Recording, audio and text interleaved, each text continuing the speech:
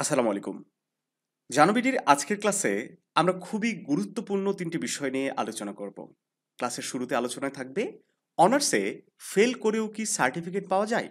তোমাদের দীর্ঘদিনের অনুরোধ ছিল এই বিষয়ে যেন আমরা একটা কনটেন্ট মেক করি। তো যাই হোক আজকে আলোচনা হবে। সেই সাথে আমরা আলোচনা করব যে এই সার্টিফিকেটের ভ্যালু কেমন? সবশেষে আলোচনা থাকবে এই সার্টিফিকেটটা তোমরা কিভাবে সংগ্রহ করতে পারবে। একটু মনোযোগ দাও।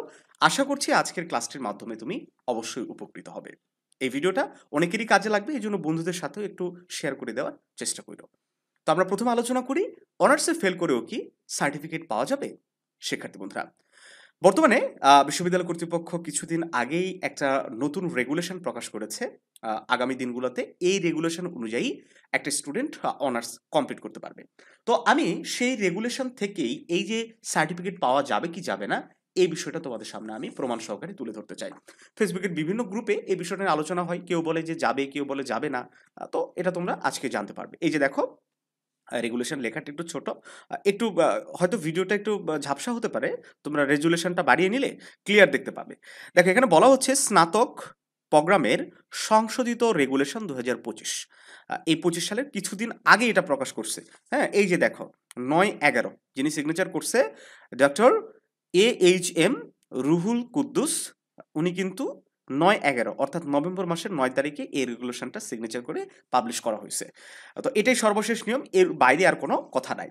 তো এই রেগুলেশনের মধ্যে আ কোন সাবজেক্টের ক্রেডিট কত, কত ঘন্টায় পরীক্ষা হবে কিংবা কত ঘন্টা ক্লাস হবে, ব্যবহারিক পরীক্ষা সহ যাবতীয় অনার্সের প্রত্যেকটা ইয়ারের ডিটেইলস কিন্তু উল্লেখ আছে সর্বশেষ নিয়ম অনুযায়ী। এটা তোমরা পিডিএফ ফাইল আকারে ডাউনলোড করে নিতে পারো। ডাউনলোড লিংক আমাদের ওয়েবসাইটে দেওয়া আছে এবং ভিডিও ডেসক্রিপশন বক্সে সেটা আমরা লিংক দিয়ে দেবো। সেখান থেকে তোমরা ডাউনলোড করে নিজেরাও পড়ে দেখতে পারো। তো এই যে আ সার্টিফিকেট পাওয়া যাবে কি যাবে না অনার্স কমপ্লিট করে কিংবা ফেল থাকলে, হুম? সেটা কিন্তু এই যে ১৬ নাম্বার পয়েন্টে ১৬ নাম্বার ধারার মধ্যে তারা উল্লেখ করে দিচ্ছে। লেখা অনেক ছোট, আমরা একটু বড় করে দেখার চেষ্টা করি। ওকে, এইটাতে আমরা স্ক্রিনশট নিয়ে প্রিন্ট করেছি। এটাতে আশা করি একটু বড় হয়েছে, বুঝতে পারবে। হ্যাঁ? একটু লেখাও ঝাপসা এদের। যাই হোক, এখানে বলা হচ্ছে, মনোযোগ দিবা তাহলে বুঝতে পারো বিষয়টা। পাস ডিগ্রি ১ম, ২য়, তৃতীয়, চতুর্থ বর্ষে এফ গ্রেড পাওয়া কোর্সগুলো নির্দিষ্ট রেজিস্ট্রেশন মেয়াদে শুরু থেকে ৭ শিক্ষাবর্ষের মধ্যে। ভালো করে বুঝবা কথাটা। ৭ শিক্ষাবর্ষ, ৭ বছর কিন্তু নয়। ৭ শিক্ষাবর্ষ কথাটার মানে হচ্ছে যে একটা শিক্ষাবর্ষের পরীক্ষা শেষ। মাঝখানে যদি রাজনীতির কারণে ১ বছর মনে করো তোমার পরীক্ষা বন্ধ, তাহলে কি তোমার ১ বছর নষ্ট? না। ওই বছর যদি কোনো পরীক্ষা না হয়, মানে একটা পরীক্ষা থেকে আরেকটা পরীক্ষা পর্যন্ত একটা শিক্ষাবর্ষ। এইভাবে হিসেব করে ৭ শিক্ষাবর্ষ মধ্যে ন্যূনতম ডি গ্রেডে উন্নীত করতে হবে। উল্লেখ্য যে কোনো কোর্সে এফ গ্রেড থাকলে পরীক্ষার্থী অনার্স ডিগ্রি পাবে না। এই ৪ বছরের মধ্যে ভালো করে বুঝবা কথাটা। ৪ বছরের মধ্যে কোনো সাবজেক্টেও যদি তোমার ফেল থাকে বা এফ গ্রেড থাকে, তাহলে কিন্তু তুমি অনার্স পাসের সার্টিফিকেটটা পাবে না। তাহলে এখানে কি বলা হচ্ছে? খ নাম্বার অনুচ্ছেদে বলা হচ্ছে ৪ বছর কোর্স সম্পূর্ণ করার পরে রেজিস্ট্রেশন মেয়াদ যদি শেষ হয়ে যায়, হ্যাঁ? রেজিস্ট্রেশন মেয়াদ থাকা অবস্থাও তুমি সবগুলাতে পাস নিয়ে আসতে পারোনি। তাহলে কোনো পরীক্ষার্থী যদি একাধিক এফ গ্রেড সহ, এক বা একাধিক, ঠিক আছে? সর্বমোট ক্রেডিটের ন্যূনতম ৮৫%।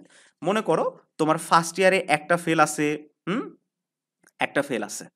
তারপরে সেকেন্ড ইয়ারে দেখা গেল একটা ফেল আছে। তারপরে থার্ড ইয়ারে দেখা যায় যে ২ টা ফেল আছে, হ্যাঁ? আবার ফোর্থ ইয়ারে ধরে নাও তোমার কোনো ফেল নাই, হ্যাঁ? এই ফেলগুলা থাকার পরও তুমি একটা সার্টিফিকেট পাবা। সেটা হচ্ছে এই পাস ডিগ্রি সার্টিফিকেট। তো এখানে আরেকটা নিয়ম আছে যে ক্রেডিট সংখ্যা হিসেব করে ১০০ ক্রেডিটের মধ্যে অবশ্যই তোমাকে ৮৫ ক্রেডিট পেতে হবে। কথা ক্লিয়ার?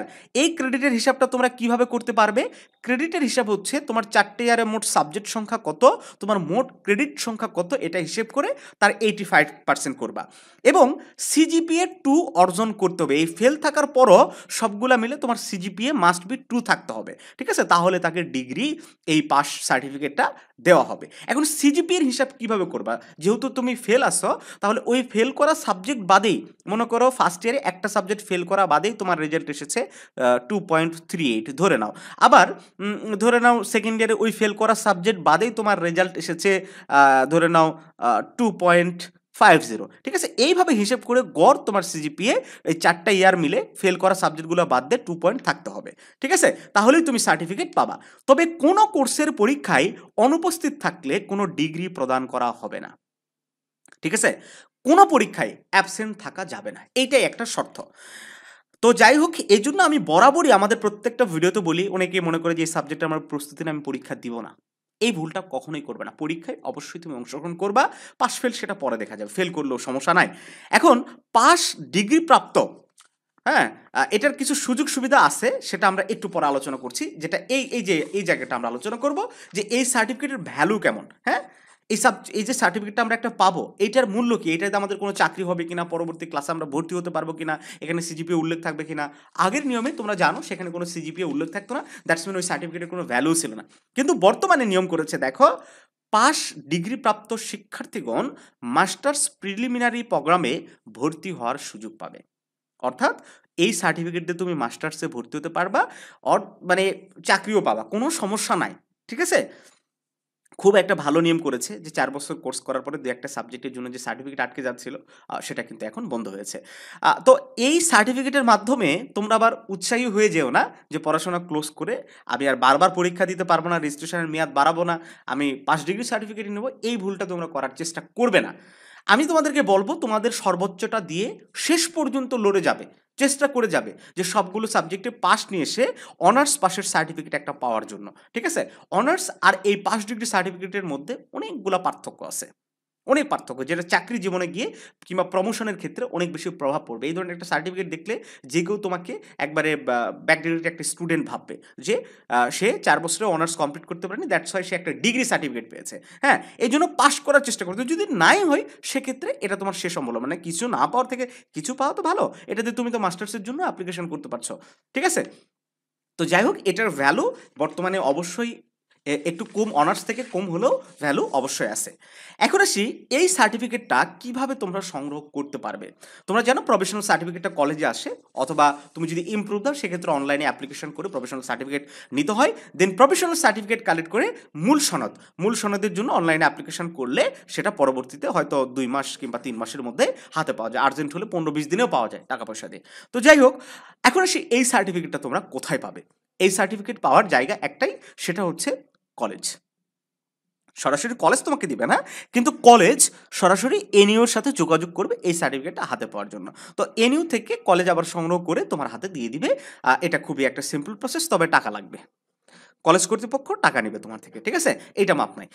তো যাই হোক, সংগ্রহ করতে পারছো তো কিছু টাকার বিনিময়ে হলেও। এখন আসি যে আরেকটা বিষয় এই ভিডিওর মাধ্যমে তোমাদেরকে জানাতে চাই যে এই যে পয়েন্টের যে ব্যাপার, অনেকেই প্রশ্ন করেছিলে যে প্রেসিডেন্ট অ্যাওয়ার্ড বা এই যে গোল্ড মেডেল এগুলো কিভাবে পাওয়া যায়। যেসব শিক্ষার্থী 3.75 এর উপর সিজিপিএ যাদের রেজাল্ট আসবে, তাদেরকে ডিস্টিংশন সহ একটা ওদের সার্টিফিকেটটা স্পেশালভাবে প্রিন্ট হয়, এবং ওই সব শিক্ষার্থীর মধ্যে যাদের মার্কস একটু ভালো থাকে সারা বাংলাদেশ থেকে বাছাই করে হয়তো প্রতি বছর 8 থেকে 10 জন, হয়তো 2 থেকে 3 বছর পরে এরকম কিছু শিক্ষার্থীকে গোল্ড মেডেল বা প্রেসিডেন্ট অ্যাওয়ার্ড, চ্যান্সেলর অ্যাওয়ার্ড, বিভিন্ন ক্যাটাগরিতে অ্যাওয়ার্ড দেওয়া হয়। তো আমি বলবো যে অবশ্যই এই স্বপ্নগুলো দেখো বছরের, মানে তোমরা হয়তো যারা ফাইনাল ইয়ারে আসো তারা, আমি বলবো ছোট ভাইয়ের দিকের পরামর্শ দাও, সেভাবে যেন পড়াশোনা করে। জাতীয় বিশ্ববিদ্যালয় কিন্তু এখন অনেক আগায় যাচ্ছে ধীরে ধীরে। একসময় যদি এভাবেই ধারাবাহিকতা যদি বজায় থাকে, দেখা যাবে যে জাতীয় বিশ্ববিদ্যালয়ে ভর্তি হওয়ার জন্য স্টুডেন্টরা একেবারে ভর্তি যুদ্ধ তো শুরু হয়েছে, দেখা যাবে ঢাকা ভার্সিটি থেকে এরকমটা হতে পারে একটা সময়, ঠিক আছে? তো হয়তো আমরা একটু বেশি আশা করে ফেলছি। আহ, এর বাইরেও যদি তোমাদের কোনো প্রশ্ন থাকে, সবগুলোতে উত্তর দেওয়ার চেষ্টা করলাম, তোমরা অবশ্যই কমেন্ট করে জানাবে, আমরা তোমাদেরকে হেল্প করার চেষ্টা করব। আর ভালো থাকো সবাই, দেখা হচ্ছে জানুবিডির নতুন কোনো ক্লাসে।